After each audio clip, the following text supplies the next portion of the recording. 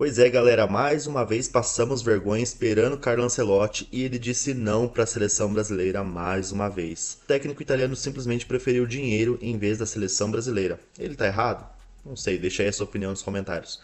Agora o nome que ganha força é o de Jorge Jesus. Vamos conferir no detalhe tudo que eles falaram ali sobre, né, essa recusa do Ancelotti e teve também, né, ali a explicação, uma nota oficial da CBF sobre a camisa vermelha, né? Falaram ali que aquilo não é verdade, que vai permanecer na cor azul, né, como a gente já conhece, o segundo uniforme, mas, né, provavelmente isso foi uma estratégia aí para ver, né, testar a febre da torcida e ver como seria a reação, para daí sim efetivar ou não. Viram que foi negativo, né, a resposta da torcida e por isso desistiram, né, recuaram um pouco e vão permanecer com as cores que nós já conhecemos. Já deixa o seu like, tá? Já se inscreva aí no canal e ativa o sininho para não perder os próximos vídeos. E os créditos vão estar aqui na descrição do vídeo. Meia-noite e 58. Estamos de volta com troca de passes para falar sobre seleção brasileira, porque agora é oficial. A CBF confirmou que não tem mais negociações com Carlo Ancelotti. De acordo com a nota do GE, o que pegou foi a questão da multa, né? A CBF, o Carlo Ancelotti, para encerrar o contrato com o Real Madrid, quando foi conversar lá com o Florentino Pérez, disse que o Florentino Pérez falou: então tá, você está negociando com o Brasil, já acertou tudo lá com a CBF, então eu não preciso pagar a multa rescisória, uma multa que tinha em torno de 20 milhões de euros, né? 20 milhões de euros. Aí o Ancelotti, opa, não, eu quero a multa, né? Vocês vão rescindir o meu contrato, quero a multa. O Real Madrid falou: não, eu não vou pagar, você já está acertado lá com a CBF. Se você quiser sair de graça, sem receber nada, aí beleza, te libero aqui desse 1 ano de contrato que ainda falta para ser cumprido no Real Madrid e você vai para a seleção brasileira. E aí o Ancelotti falou: não, então não quero seleção brasileira, prefiro dinheiro. E assim terminou a relação entre Ancelotti e Brasil. O que você achou da notícia, Carlos Eduardo ou Mansur? Vamos atrás agora do plano B. Aparentemente, Jorge Jesus é o nome mais cotado. Acho que, por mais que a situação tenha envolvido uma dificuldade de pactuar os valores de saída dele do Real Madrid e a conversa Ancelotti-Florentino Pérez, ou que tenha havido uma influência do momento em que ele poderia se desvincular do Real Madrid, já que a CBF quer ter um treinador para a próxima data FIFA, o mais importante de tudo é o que a CBF teve nesse momento? Um não. Isso. Um outro não. Um segundo não. E ao ter um segundo não, o resultado final de todo esse processo é um enorme constrangimento internacional a que a seleção brasileira foi submetida mais uma vez. Já que você ia fazer uma segunda incursão num terreno que não é simples, era preciso ser muito cuidadoso, mas muito cuidadoso, para não expor uma instituição e uma camisa tão importante quanto a seleção brasileira à imagem internacional de que ficou outra vez aos pés de um treinador e que no final esse treinador não veio. É um desgaste que eu acho absolutamente desnecessário. O Ancelotti também tem culpa nisso, porque ele também alimentou isso, né? Um cara do tamanho dele, ele não precisaria fazer isso, Então, né, no caso, né? Eu acho que sim. Possivelmente, Né? Acho que possivelmente. Embora ele nunca tenha tornado público o desejo de treinar a seleção brasileira. Ele nunca falou sobre o interesse de treinar a seleção brasileira abertamente nas entrevistas, quando foi diversas vezes perguntado. Sempre falou em cumprir o contrato com o Real Madrid, que ele tinha coisas muito importantes para trabalhar no Real Madrid e para pensar em outra coisa. Podia ser da boca para fora? Provavelmente, né? Porque o agente dele devia estar negociando com a CBF, né? Como a grande questão é assim, eu acho que quando você vai para uma negociação com um personagem desse tamanho, primeira coisa, a mim me estranham algumas etapas da condução desse processo. Por que dois empresários, um deles absolutamente estranho ao ambiente de futebol, o outro ligado ao futebol, mas nenhum deles, de fato, um dirigente da CBF ou presidente da CBF, na linha de frente? Isso me estranha profundamente. Ou o executivo de futebol, o diretor de seleções, aí é outra etapa. Caetano. Aí é outra etapa, porque o que se fez foi um desgaste injusto e desnecessário dos profissionais responsáveis pela área técnica da CBF, na medida em que o Edinaldo, em dado momento, vai a público dizer que eles conduziriam o processo. Na verdade, eles foram escanteados no processo e corria-se o risco de que, ao fracassar a tentativa, eles ficassem expostos indevida e injustamente. Agora, tem uma questão que, para mim, ela grita assim. De um lado está a seleção brasileira, do outro está o Real Madrid, que é um clube gigante, uma camisa enorme como a seleção brasileira. Me parece estranho que você vai querer tirar o treinador do Real Madrid e trazer para a seleção brasileira numa negociação em que você não conversa com o clube. Claro.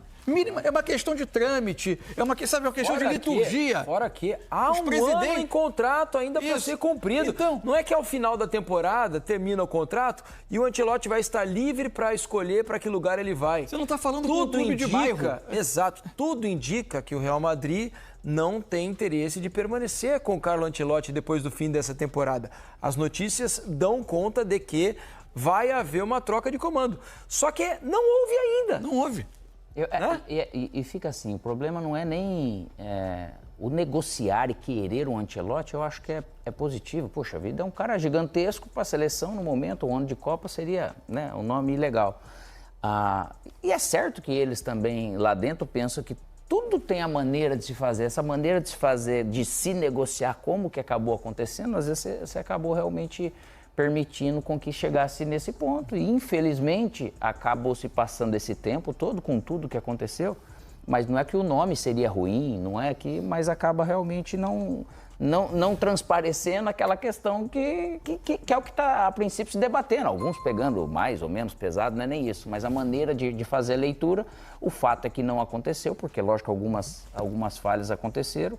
E daqui para frente vai ter que tomar uma decisão, porque senão o tempo vai encurtando e você vai ficando num ponto que você fala, poxa vida, agora como que eu vou cravar? Vai acontecer? Eu não acho nem certo isso, cravar. Não, agora vai ter um treinador. Isso não acontece. Para quem que vai, né? De que maneira que vai acontecer? Até pelo bem mesmo dessa questão da escolha da CBF, para o ambiente da seleção e para aquilo que tem para chegar, para não carregar uma carga um pouco maior do que às vezes precisaria, né? Agora, tudo indica que vai ser Jorge Jesus, né? Se as informações que estão rolando... E agora fica numa posição muito confortável para negociar, né?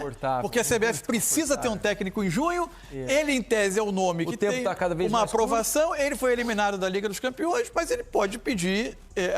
ele fica muito confortável para fazer alguns tipos de exigência que lhe ocorram. Restam algumas rodadas ainda do Campeonato Árabe, né? Para serem disputadas. Isso. Hoje o Al Hilal tem 6 pontos de desvantagem para o Al Ittihad, que é o time do Benzema, do Kanté e é o líder da competição.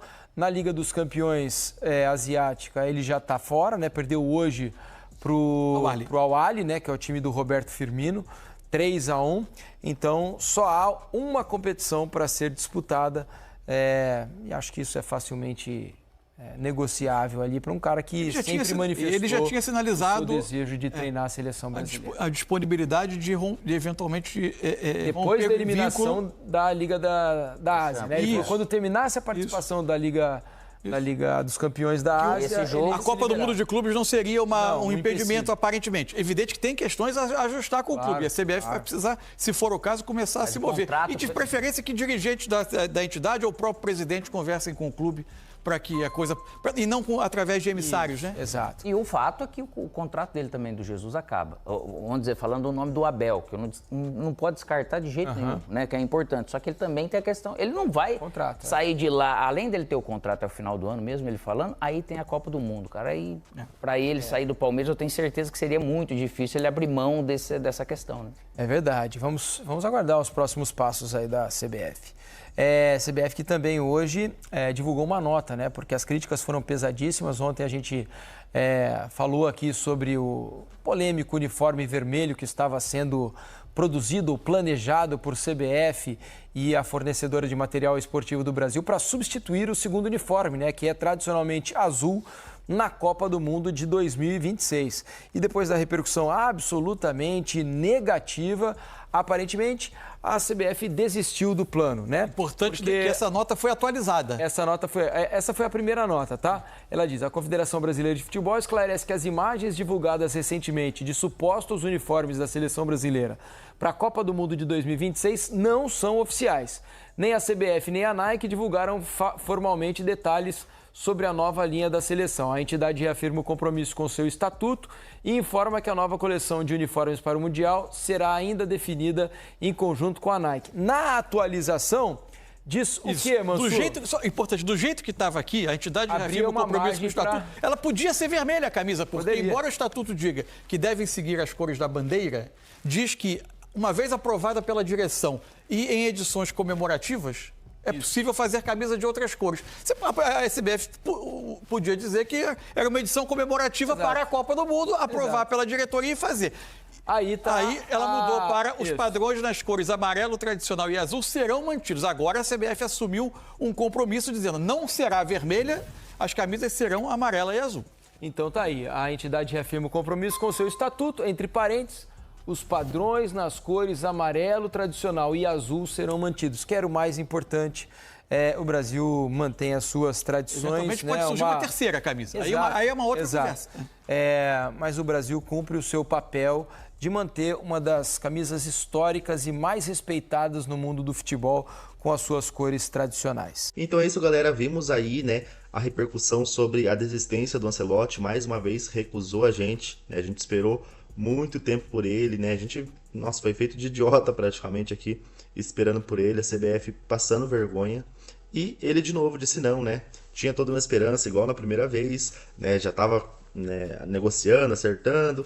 Mas não, o cara desistiu realmente, preferiu ali a multa, porque se ele já tá para quebrar o contrato com o Real Madrid, então ele receberia uma multa, né? Porque ele tem ainda mais um ano de contrato, então ele receberia essa multa, mas o Real Madrid, né, inteligente, viu ali que ele já estava negociando com a seleção e falou, então não vou pagar, né? E claro que ele preferiu, né, o dinheiro em vez de vir para a seleção. Agora o nome que ganha muita força é o de Jorge Jesus, que já se manifestou dizendo que queria vir, tá bem mal lá no Al Hilal, né? E provavelmente só tem mais uma competição lá para ele se acertar, se definir, então é um nome que ganha força aqui. Eu só fico pensando como que ele vai vir, né, para a seleção, sabendo que é o plano B, tipo, ele já tinha manifestado interesse, queria vir, é um cara que tem identidade aqui com a torcida, né, conhece o futebol brasileiro, e agora vai vir. Eu acredito que agora ele vai ter na mão dele o poder de negociar, porque a seleção não tá com tantas opções assim, né, perdeu muito tempo com o Ancelotti, então eu acho que agora ele vai poder negociar, até exigir algumas coisas melhores, talvez até salário, não sei. Mas eu fico pensando nesse cara chegando, né, ali pra falar com o Edinaldo, tipo, pensando, poxa, o cara já tinha interesse, você, né, ficou correndo atrás do outro, daí não conseguiu lá, agora veio me procurar, né, enfim, não sei se mentalmente, acredito que não, né, talvez não vai interferir no Jorge Jesus, mas enfim, fico pensando como seria, né, essa mentalidade dele pra pensar nisso, né.